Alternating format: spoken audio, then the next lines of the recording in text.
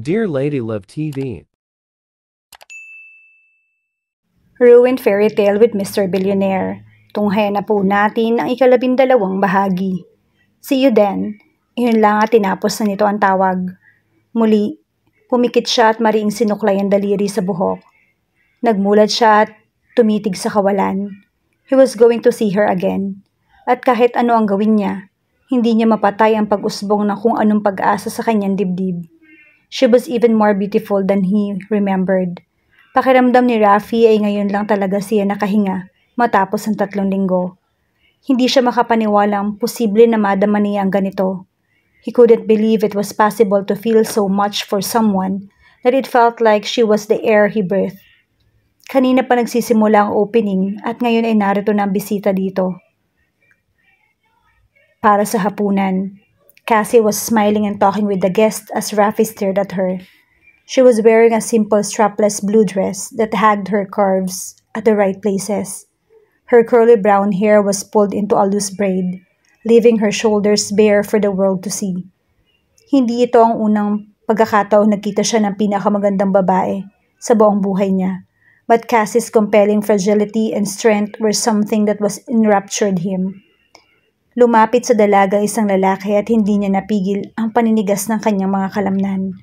Matangkad ang lalaki at tila ilang taon lang ang tanda kay Cassie.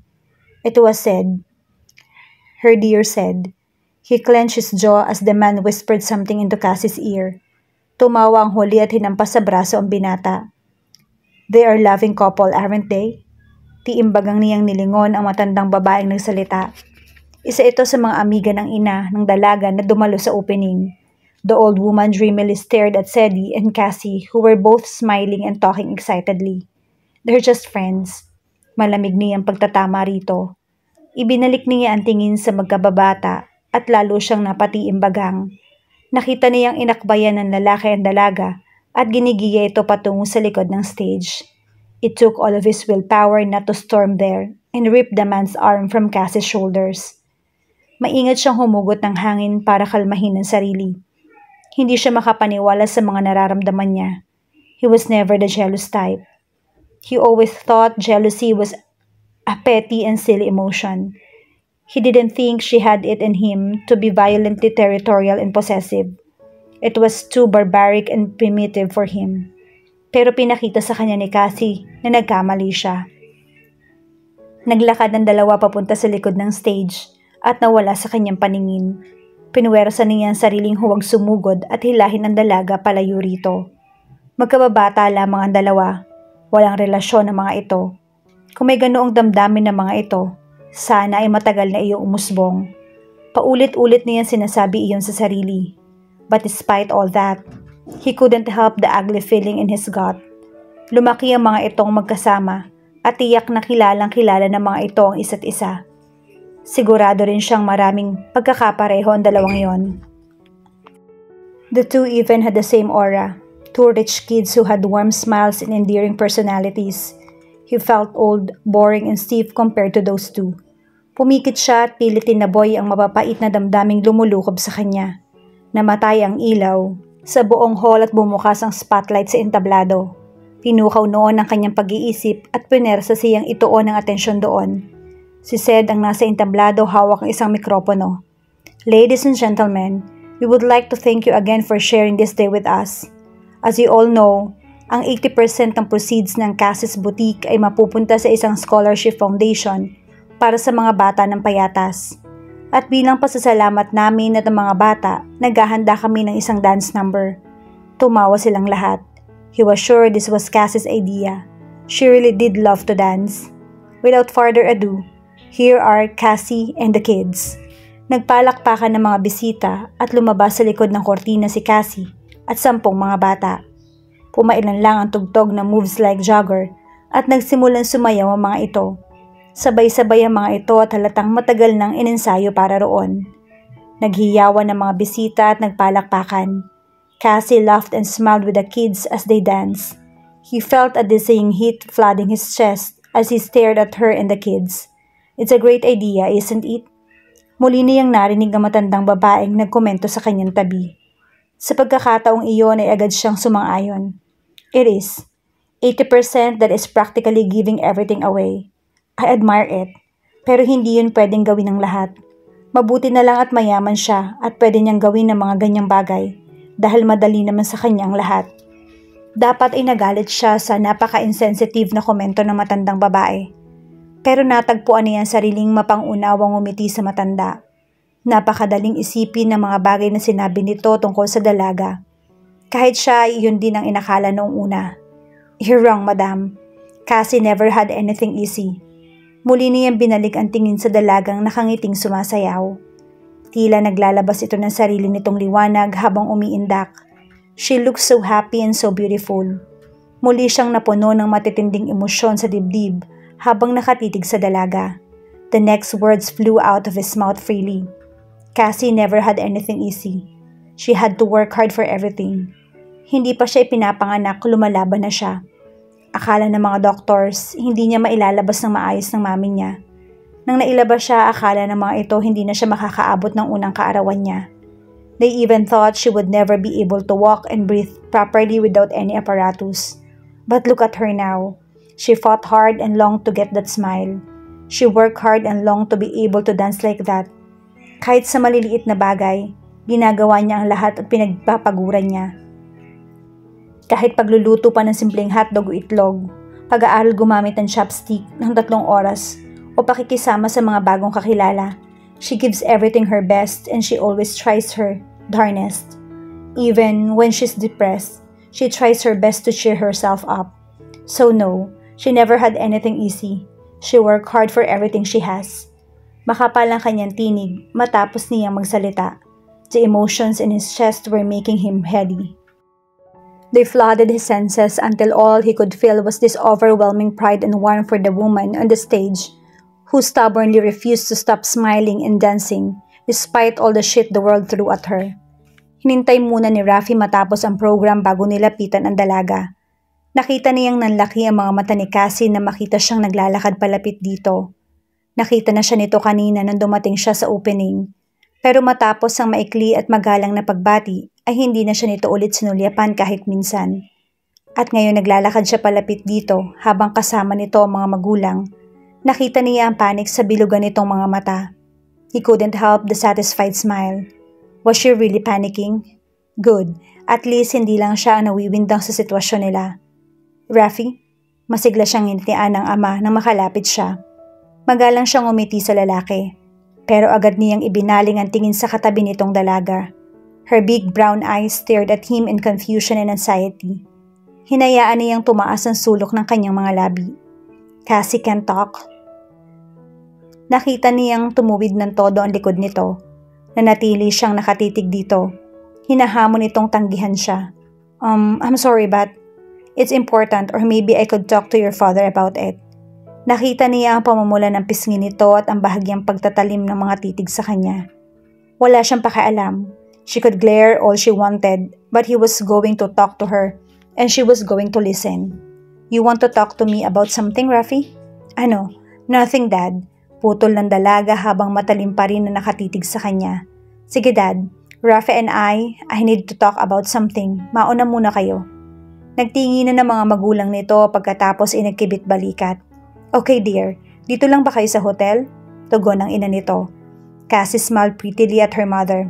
Yes, Mom. Dito lang kami. Hinagka nito ang mga magulang. Matapos magpaalam sa kanya, ay magkakaakbay na naglakad palabas ng hall ang mag-asawa. Nang sila na lang ay tinitigan siya ng dalaga ng ubod ng talim. What do you want? Hinawakan niya ito sa siko at iginiya palabas din ng hall. Dahil may mga hotel staff pa sa paligid, ay hindi ito nagpumiglas. He reveled at the feel of her skin against his palm. God, he didn't know how much he missed the feel of her. Cassie, you okay? Napalingon sila ng dalaga sa nagsalita. It was Eddie. Nakakunot-no ito at naglalakad palapit sa kanila. His fingers curled tighter around Cassie's elbow. I'm okay, Eddie. May pag-uusapan lang kami ni Rafi. Nagtama ang mga mata nila ng lalaki. He disliked the man more and more with every second. Ibinalik nito ang titig sa mga mata nila ng lalaki. Pagkatapos ay tumango. Okay, see you tomorrow, baby girl. Don't call me that. She hissed and slapped the guy in the arm. Cassie, humigpit ang hawak niya sa braso nito para kunin ang atensyon nito. Hindi rin niya napigilang hilahin ito palapit para lumapat ang gilid ng katawan nito sa kanya. Let's go. Oh, she murmured, her cheeks flashing an arousing pink tinge. Binalingan nito ang kababata. See you tomorrow, Sadie. Tumango na rin ang lalaki kahit nakakunot noo sa kanya. Hinagka nito sa pisngi ang dalaga. Pigil ang mga emosyon, iginiya muli si Cassie palabas ng hall. What do you want, Rafi? She hissed. Dire-diretso niya itong iginiya sa elevator. Let's talk at your penthouse. But if you want, we can talk here and let other people hear us. Nagtikom ito ng bibig. Inis nitong hinila ang braso mula sa kanya at nagpatiunang maglakad papunta sa elevator. He watched her curvy hips naturally sway as she walked with her head held high. Humugod siya ng malalim na hininga para tulungan ang sariling kumalma. He followed her inside the lift. Tahimik sila sa loob. Her soft pink lips were pursed tightly as she stubbornly stared at her own reflection. Hinayaan lang niya ito. Pagbukas ng pinto ng elevator ay nagpatiuna ulit itong maglakad. Pagkapasok nila sa penthouse ay saka siya nito hinirap. Her big brown eyes glared at him in pure annoyance. What do you want, Rafi? Nakahanda na ang sagot niya sa kanina pa. He had thought about it carefully and was determined to tell her about it. Pero ng mga oras na yon, tila natunaw at naging usok ang speech niya habang nakatitig sa magandang mukha ni Cassie. Ng mga oras na yon, habang nakatayo ito sa harap niya at sa wakas ikinausap na siya, isang sagot lang ang nasa isip niya. Humakbang siya at hinaklit ang bewang nito. Her soft body pressed against his and her eyes widened in surprise. Rafi, you. As all he said before, his lips captured hers in a hungry kiss. She was more intoxicating than the finest wine. Her lips were so soft and so succulent. He couldn't help but suckle them hard. Dumaing ito sa kanyang bibig at lumapat ang mga palad sa kanyang dibdib. He was suddenly afraid that she would push him away. So his arms went around her and pulled her tightly against him. He really missed her. He missed kissing her, missed feeling her, missed being beside her. Dumiin ang kanyang halik dahil sa mga emosyong nais niyang maramdaman nito, but he knew he had to voice them aloud as well. Pinilit niya ang sariling iiwas sa mga labi rito. Habol ang hiningang nagmulat siya tumitig sa dalaga. Nakapikit at hinihingal din. Nakaawang ang namumula nitong mga labi at hindi niya napigilan ang hulihin iyon at marahang kagatin. Muli itong dumaing pero muli ay iniiwas niya ang mga labi. Let's give this try, Cassie. Hinawakan niya ito sa magkabilang pisngi at itinaas ang mukha sa kanya. Hinihingal itong nagmulat. Those big honest eyes stared up at him and he found himself getting lost. What? Us. Let's give us a chance. Please let's try again. Nanlaki ang mga mata nito. What do you mean? I like you. I really, really like you. I want to give this a try and please don't push me away. I won't mess up. Just let me. Her soft mouth crashed against his and he groaned his arms automatically, pulled her closer as he kissed her back. Ibinukan nito ang mga labi para imbitahan siyang laliman ng halik, na siya nang ang ginawa niya. He tipped her head back and their tongues entwined. Say it again. Say you like me. Bulong nito sa mga labi niya. I like you and I really, really like you. Muli siya nitong siniil ng halik.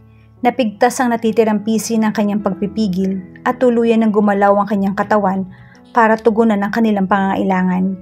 She moaned when his hand covered her breast through the soft material of her dress. Gumalaw ang mga daliri nito sa kanyang polo para buksan yon. Tinulungan niya ito. Marahas nilang kinalas ang pagkakabotones ng suot habang patuloy na naghinang ang kanilang mga labi. Na matanggal iyon ay lumapat ang mga palad nito sa kanyang dibdib. He groaned in her mouth. Her soft touch sent electric jolts of pleasure throughout him. Then her lips were crawling down in his jaw to his neck. Marahas siyang napaungol. Pumulupot ang kanyang mga daliri sa nakatali nitong buhok at kinalas ang pagkakatirintas ng buhok nito. He pulled her by the hair to kiss her lips again. Their mouths molded as their hands relentlessly tore at their clothes. He found the zipper of her dress and roughly pulled it down. The soft materials fell down instantly. Pilit niyang iniiwas sa mga labi upang titigan ito. She was so beautiful. She stood before him with nothing but a black lace bra and thong. He found himself getting harder as he raked her body with his hungry eyes. Tumaas ang kamay niya sa latch ng bra at hinila iyon pabukas. The lace fell away and her heavy breasts sprang free to his touch. He softly cupped them and rolled the rosy tips over his thumb. Napadaing ito at mariing napahawak sa kanyang mga braso. He watched her head fall back as her eyes drifted close. He watched her soft pink mouth part as they panted for air. He squeezed and massaged her until she was mooning and gripping his arms tightly. Na magmulat ito ay natagpuan niya ang sariling nakatitig sa mga mata nitong puno ng pagnanasa. Niyakap niya ito at siniil ng mariing halik. He groaned, his arms went around her. The feel of her soft flesh flashed against his was making him harder. Hinihingal itong iniiwas ang labi sa kanya. Rafi, he kissed her throat as his hands skimmed her stomach. She gasped when his fingers found her wetness. Itinulak niya ito sa dingding at sinakop ang kanyang bibig. She cried out as he sucked her hard. Panting himself, he pushed aside her thong and slid his fingers between her creamy folds. He groaned at the feel of her, and when he slid his finger inside, she screamed. Her tightly walls quivered around his fingers as the terrifying storm raged inside her. "Rafi, please," she sobbed as she blindly reached out for him. Inabot niya mga kamay nito at masuyong hinalikan ng bawat daliri roon.